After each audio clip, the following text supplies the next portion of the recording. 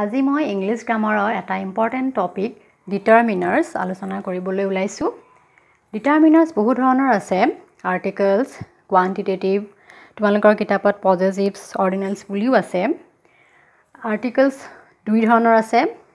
There are two types of articles, indefinite and definite. Indefinite article দুটা হৈছে a আৰু n, আৰু definite article টো হৈছে the. আনহাতে কোৱান্টিটেটিভ বহু ধৰণৰ আছে, যেনে mass, many, some, any, little, few, etc. এতিয়া আমি আজি আৰ্টিকলখিনিহে এইটো ক্লাছত আলোচনা কৰিম। যেহেতু আৰ্টিকলখিনিও আমি ভালদৰে জানিব লাগিব, সাধাৰণতে আমাৰ ভুল হয় আৰ্টিকল ব্যৱহাৰ কৰোঁতে। এটা চাবা, আমাৰ ইনডিফিনিট আৰ্টিকল এ আৰু এন আমি ক'ত ব্যৱহাৰ কৰিব লাগে?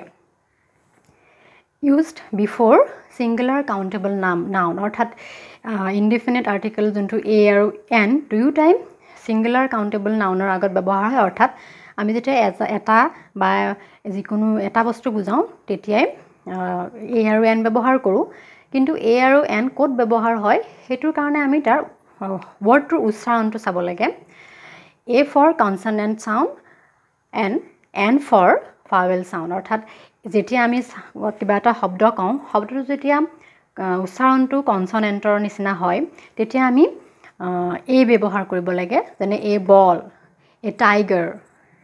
আনহাতে এন ব্যৱহাৰ হয় যেতিয়া উচ্চাৰণটোৰ প্ৰথম শব্দটো যেতিয়া প্ৰথম লেটাৰটো যেতিয়া ভাৱেলৰ নিচিনা উচ্চাৰণ হয়। তোমালোকে ভাৱেল জানা নহয়, 5টা ভাৱেল আছে, এ, ই, আই, অ, ইউ। এই ভাৱেলৰ নিচিনা উচ্চাৰণ হ'লেই আমি সাধাৰণতে এন ব্যৱহাৰ কৰোঁ, যেনে এন অৰেঞ্জ, এন এগ আদি।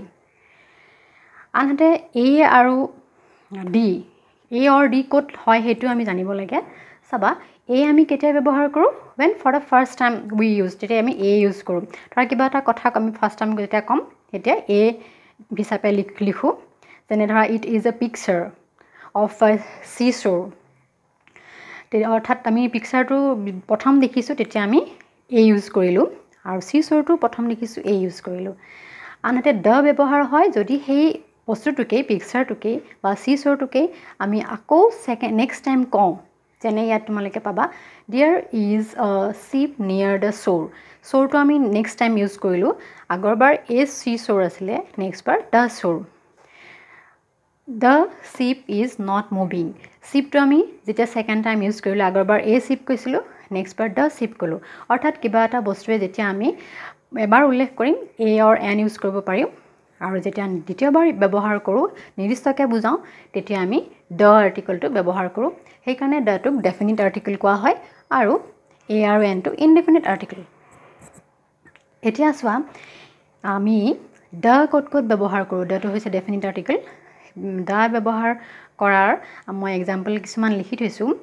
দ্য ফ্ল'ৰ, দ্য চিলিং, অৰ্থাৎ এটা ঘৰৰ এখনেই ফ্ল'ৰ থাকে আৰু এখনেই চিলিং থাকে, তেনেকুৱা ক্ষেত্ৰত আমি দ্য ফ্ল'ৰ, দ্য চিলিং লিখোঁ। এটা ক্লাছৰুমৰ এখনেই ব্লেকবৰ্ড থাকে, তেনেকুৱা ক্ষেত্ৰত দ্য ইউজ কৰোঁ। আৰু গোটেই পৃথিৱীতে এটাই সূৰ্য আছে, এটাই চন্দ্ৰ আছে, তেনেকুৱা ক্ষেত্ৰত আমি the sun, the moon use কৰোঁ। আনহাতে ধৰ্মগ্ৰন্থবিলাক যিবিলাক আমাৰ উল্লেখযোগ্য ধৰ্মগ্ৰন্থ, যেনে বাইবেল, বেদাছ, মহাভাৰতা বুলিও ক'ব পাৰা, দ্য মহাভাৰতা, দ্য বেদাছ, দ্য বাইবেল, এনেকৈ আমি ব্যৱহাৰ কৰোঁ।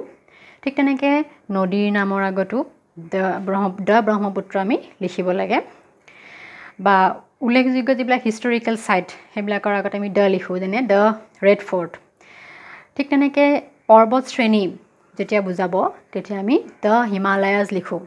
কিন্তু এখন নিৰ্দিষ্ট পৰ্বতৰ আগত আমি দ্য নিলিখিলেও হয়, আমি পৰ্বত শ্ৰেণী বুজাবলৈ দ্য হিমালয়াজ লিখোঁ। ঠিক তেনেকৈ যেতিয়া এটা এব্ৰিভিয়েশ্যন এটা থাকে সেইটোৰ আগত আমি সাধাৰণতে দ্য USA ইয়াত লিখিছোঁ, বা দ্য UN লিখিব পাৰোঁ। কিন্তু WHO লিখিব পাৰোঁ।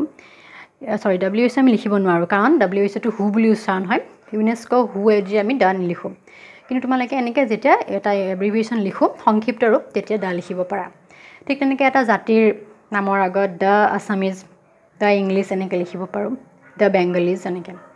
ঠিক তেনেকৈ ভাষাৰ নামৰ আগত সাধাৰণতে আমি লেংগুৱেজৰ আগত সাধাৰণতে দ্য নহয়, কিন্তু যেতিয়া দ্য ইংলিছ লেংগুৱেজ বুলি কওঁ তেতিয়া দ্য লাগে, মানে the English language, the Assamese language এনেকৈ দ্য ব্যৱহাৰ হয় ঠিক তেনেকৈ ছুপাৰলেটিভ ডিগ্ৰী বুজাবলৈও দ্য ব্যৱহাৰ হয় দ্য বেষ্ট বয় তেনেকৈ আমি কওঁ আৰু যদিও ইউনিভাৰ্চিটি এখনৰ নামৰ আগত গুৱাহাটী ইউনিভাৰ্চিটি বুলি ক'লে দ্য নালাগে কিন্তু যদি আমি দ্য ইউনিভাৰ্চিটি অফ কওঁ তেতিয়া দ্য ইউনিভাৰ্চিটি অফ দিল্লী বা দ্য ইউনিভাৰ্চিটি অফ গুৱাহাটী এনেকৈ দ্য লিখিব লাগে তোমালোকে এইদৰে দ্য ক'ত ক'ত ব্যৱহাৰ হয় সেইখিনি ভালকৈ জানি ল'লে ভাল হ'ব কাৰণ আমি এ এন আৰু ডি দ্য এইখিনি বস্তু আমি তাৰমানে পাৰ্টিকুলাৰকৈ ব্যৱহাৰ কৰিব জানিব লাগিব আজিলৈ ইমানেই থেংক ইউ